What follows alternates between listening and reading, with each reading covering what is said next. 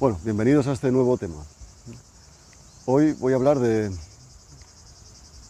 las que quizás son nuestras dos únicas armas principales a la hora de detectar y defendernos de personalidades tóxicas, como dicen ahora, maliciosas, manipuladores, etc. Que son la intuición y la observación.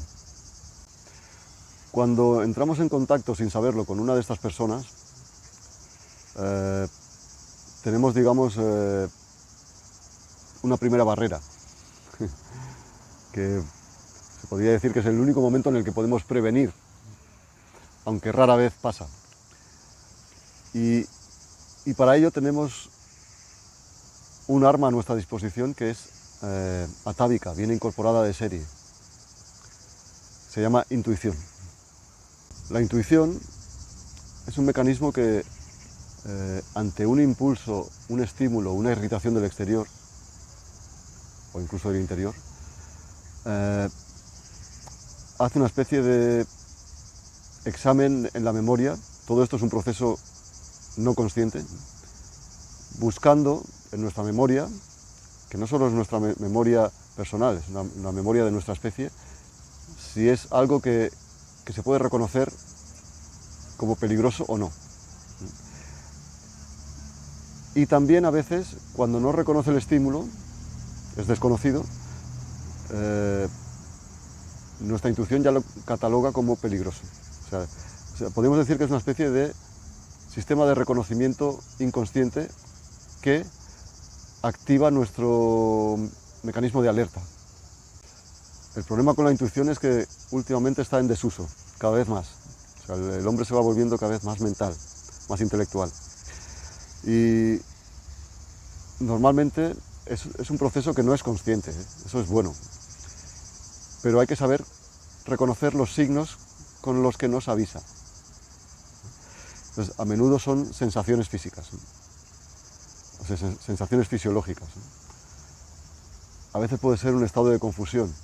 A veces puede ser simplemente que de la nada acabas de conocer a alguien y te genera de forma muy sutil una sensación de desconfianza. O sea, también puede ser en positivo, sobre todo en el caso de las narcisistas y psicópatas. Cuando aparecen ante ti por vez primera, no siempre te caen mal.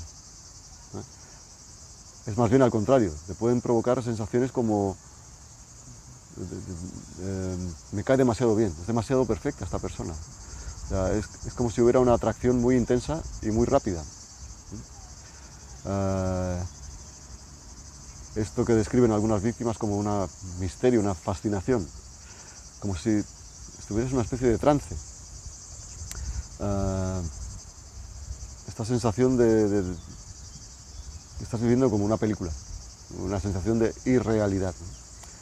Que a veces es muy agradable, pero ese tipo de signos, que a veces pueden ser positivos, no son buenos. O sea, a veces pueden hacer que la intuición, si funciona correctamente, nos diga, bueno, vamos a observar en el futuro. También puede haber otros signos que son negativos, ¿no? Son desagradables. Entonces puede haber, a veces conoces a alguien y hay una especie de activación del sistema nervioso, con mucha sintomatología fisiológica. De repente tienes malestar, taquicardia, te se revuelve el estómago, te se ponen los pelos de punta. Ya tienes reacciones de ansiedad, de repulsión, de miedo, de ganas de huir, inquietud, una sensación de incomodidad, de que no quieres estar ahí con esa persona. Pero desgraciadamente en la mayoría de los casos, 90%, esta primera etapa pasa y la intuición, no hemos hecho caso de la intuición. La intuición lo ha detectado, pero no le hemos hecho caso. Entonces, seguimos adelante en la relación, ¿no? Entonces pasamos a una fase de penetración, digamos, ¿no? Donde ya comienzan una relación continuada y ya empieza todos los engaños y manipulaciones de este tipo de gente. Y a menudo que pasa el tiempo en la relación, cada vez las cosas van peor. Entonces ya empiezan a aparecer todo tipo de emocionalidad negativa, ¿no? Las víctimas se sienten tristes, enfadadas, sienten ansiedad, frustración, celos, se aíslan, están confundidas, no piensan con claridad. Y en este estado de confusión y de estrés, ya solo nos queda la segunda herramienta, pero es muy difícil poder usarla. O sea, una vez que no hemos hecho caso de la intuición, nos queda la observación, observar los hechos. Pero para ello, normalmente la víctima tiene que haber llegado a tal estado, haber tocado fondo, estar tan mal que empieza a abrir los ojos. Y en este momento ya suele ser demasiado tarde, pero bueno, más vale tarde que nunca. Y hay una lucha, o sea, por un lado hay pruebas, hay evidencias de que alguien te la está jugando, pero también hay esta disonancia cognitiva, ¿no? Todavía crees en el personaje, en la máscara que te presentó al principio, que era tan agradable. O sea, hay una lucha en tu mente. Y normalmente los hechos puros y duros no mienten. Y lo que miente son las palabras de los psicópatas. Por eso es muy buena idea, siempre cuando llegas a esa fase, en que las personas suelen ya estar muy mal, coger un papel y en soledad apuntar solo los hechos, lo que está pasando, evidencias, actos, acciones, conductas. Apuntarlo en un papel,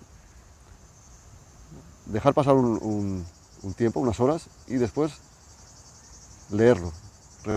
En ese papel vais apuntando todos los actos que os parecen deshonestos, con falta de escrúpulos, con falta de ética, etc. Abusivos, etc.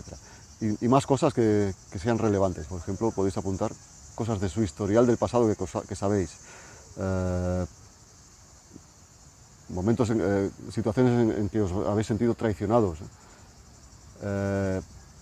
Incoherencias entre su discurso y sus actos. Podéis también apuntar actitudes que habéis visto cuando, por ejemplo, el psicópata o el narcisista habla con otras personas, con terceros, ¿no? Faltas de respeto. Incluso también, si creéis que hay algún tipo de ocultación, hay una vida oculta, hay algo que no veis, algo oscuro. Después, cuando leáis ese papel, cuando llegue el momento vais a abrir los ojos. Porque las evidencias han estado siempre ahí, pero no las podíais ver. Entonces, cuando llegue ese momento, tenéis que hacer caso de eso, no hagáis caso de las excusas, justificaciones, bla, bla, bla. No intentéis razonar con este tipo de gente y no hagáis caso tampoco a terceras personas que llaman monos voladores, que son los secuaces esclavos de los psicópatas y narcisistas, ¿no? Todos sus mensajes son falsos. Ya os digo que cuando llega el momento de usar esta segunda herramienta, que es observar los hechos, las personas están muy mal ya. O sea, han pasado un calvario durante mucho tiempo, pero dentro de esa capacidad limitada queda un remanente, queda una cosa que ningún psicópata puede destruir del todo, que es nuestro instinto de supervivencia, nuestra capacidad de cuando estás mal, estás siendo injustamente tratado, indignarte, luchar por tu vida. Y a pesar de toda la labor que ellos han hecho de crear una especie de nube de confusión durante mucho tiempo, de crear esas situaciones que te crean tanto estrés, que te paralizan, de intentar destruir tu autoestima, intentar destruir tu autonomía, todavía incluso cuando estás en lo más bajo, estás prácticamente hundido, queda el recurso, que también viene de serie, para sobrevivir. O sea, tienes todavía tu capacidad de indignarte, luchar y plantar cara. Entonces, en ese momento es cuando hay que recurrir para poder observar los hechos, ¿no? Para poder hacer el análisis que he dicho antes, ¿no? Para resumir, Al principio tenemos la intuición, si no le hacemos caso, malo, porque esa es la primera y mejor arma. Y al final tenemos la observación de los hechos. No es nada difícil ponerla en práctica, perdón, no es nada fácil ponerla en práctica. Es muy difícil, pero llegará el momento que es posible.